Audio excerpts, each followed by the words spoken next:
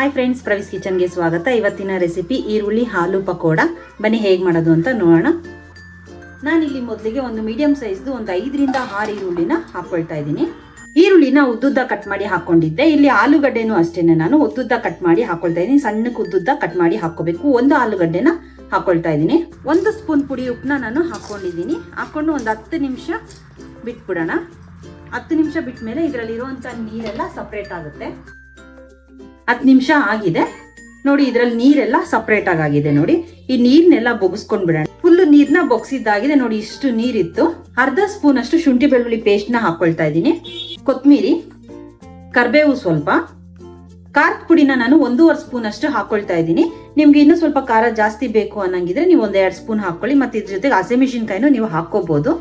3/4 spoon ಅಷ್ಟು ಧನಿಯಾ ಪುಡಿ, 1 ಕಪ್ಪು ಕಡಲೆ ಹಿಟ್ಟನ್ನ ಹಾಕೊಳ್ತಾ ಇದ್ದೀನಿ ನೋಡಿ. ಒಂದ್ ಕಡೆ ಎಣ್ಣೆನ ಕಾಯ್ಸಕ್ ಇಟ್ಕೊಳ್ಳೋಣ. ಅಷ್ಟರಲ್ಲಿ ಇದು ರೆಡಿ ಆಗೋಗುತ್ತೆ. ತುಂಬಾ ಬೇಗ ಮಾಡ್ಕೋಬಹುದು. ಒಂದು 5-10 ನಿಮಿಷದಲ್ಲೆಲ್ಲ ಮುಗ್ದೋಗುತ್ತೆ ಇದು ರೆಡಿ ಪ್ರಿಪರೇಷನ್ ಎಲ್ಲ. ಇವಾಗ ನಾನು ಇದಕ್ಕೆ ಕಾರ್ನ್ಫ್ಲೋರ್ ನ ಹಾಕೊಳ್ತಾ ಇದ್ದೀನಿ. ಇದು ಒಂದು ಅರ್ಧ ಕಪ್ ನಷ್ಟು ಕಾರ್ನ್ಫ್ಲೋರ್ ನ ನಾನು ಹಾಕೊಳ್ತಾ ಇರೋದು. ಸ್ವಲ್ಪ ಅರಿಶಿನ ಪುಡಿ, ಅಕ್ಕಿ ಹಸಿಟ್ಟು ಒಂದು ಅರ್ಧ ಕಪ್ ನಷ್ಟು ಹಾಕೊಂಡು ಕೈನಲ್ಲಿ ಚೆನ್ನಾಗಿ ಮಿಕ್ಸ್ ಮಾಡ್ಕೊಳ್ಳಿ.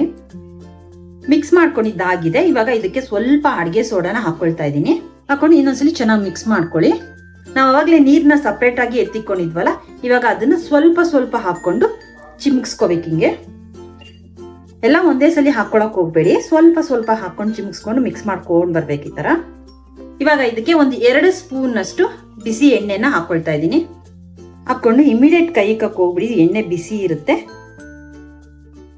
ಈ ತರ ಮಿಕ್ಸ್ ಮಾಡ್ಕೊಳ್ಳಿ ನೋಡಿ. ಮಿಕ್ಸ್ ಮಾಡ್ಕೊಂಡಿದ್ದಾಯ್ತು. ಇವಾಗ ಇದನ್ನ ಎಣ್ಣೆನಲ್ಲಿ ಹಾಕೊಂಡು ಫ್ರೈ ಮಾಡ್ಕೊಳ್ಳೋಣ. ಎಣ್ಣೆ ಕಾದಿದೆ. ಇವಾಗ ಸ್ವಲ್ಪ ಸ್ವಲ್ಪನೇ ಹಾಕೊಳ್ಳೋಣ.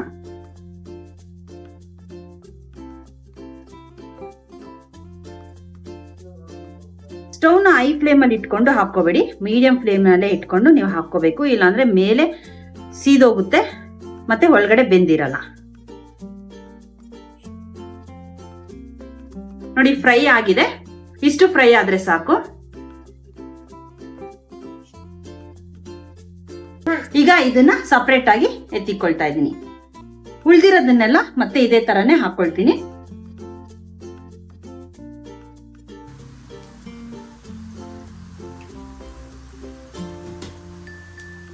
ತುಂಬಾ ಎಣ್ಣೆ ಕಾದಿರುವಾಗ್ಲೂ ಸಹ ನೀವು ಹಾಕಬಾರ್ದು. ಮೀಡಿಯಂ ಫ್ಲೇಮ್ ಅಲ್ಲಿ ಇಟ್ಕೊಂಡು ಕರೆಕ್ಟಾಗಿ ಒಂದು 5 ರಿಂದ 6 ನಿಮಿಷ ಫ್ರೈ ಮಾಡ್ಕೊಂಡಿದ್ದೀನಿ. ಇವಾಗ ಇಷ್ಟ ಆದ್ರೆ ಸಾಕು. ತೆಗೆದು ಬಿಡೋಣ. ಬಿಸಿ ಬಿಸಿ ಆಗಿರುವಂತಹ ಈರುಳ್ಳಿ ಮತ್ತೆ ಆಲೂಗಡ್ಡೆ ಪಕೋಡ ರೆಡಿ ಆಗಿದೆ. ನೀವು ಟ್ರೈ ಮಾಡಿ ಕಮೆಂಟ್ ಮಾಡಿ ತಿಳಿಸಿ. ನನ್ನ ಚಾನಲ್ನ ಸಬ್ಸ್ಕ್ರೈಬ್ ಮಾಡಿ ಸಪೋರ್ಟ್ ಮಾಡಿ. ಇನ್ನೊಂದು ಒಳ್ಳೆಯ ರೆಸಿಪಿ ಜೊತೆಗೆ ನೆಕ್ಸ್ಟ್ ವಿಡಿಯೋದಲ್ಲಿ ಸಿಗ್ತೀನಿ.